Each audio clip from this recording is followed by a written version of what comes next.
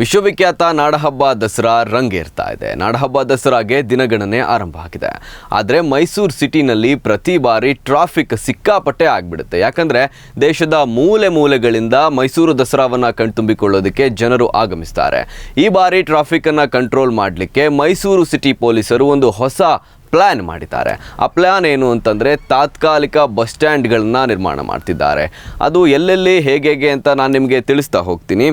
ಸಾತಗಳ್ಳಿ bus stand, ಬೆಂಗಳೂರಿನಿಂದ ಬರ್ತಕ್ಕಂಥ ಬಸ್ಗಳು ಸಾತಗಳ್ಳಿ ಬಸ್ ಸ್ಟಾಪ್ನಲ್ಲಿ ನಿಲ್ತವೆ. ಇನ್ನು ಹುಣಸೂರು, HD ಕೋಟೆ, ಬೋಗಾದಿ ಕಡೆಯಿಂದ ಬರ್ತಕ್ಕಂಥ ಬಸ್ಗಳು ಮಹಾರಾಜ ಕಾಲೇಜ್ ಗ್ರೌಂಡ್ನಲ್ಲಿ ನಿಲ್ದಾಣವನ್ನು ಮಾಡಲಾಗಿರುವಂಥದ್ದು. ಇನ್ನು ನಂಜನಗೂಡು ಕಡೆಯಿಂದ ಬರ್ತಕ್ಕಂಥ ಬಸ್ಗಳು ಗುಂಡೂರಾವ್ ನಗರದಲ್ಲಿ ನಿಲ್ದಾಣವನ್ನು ಮಾಡ್ತವೆ.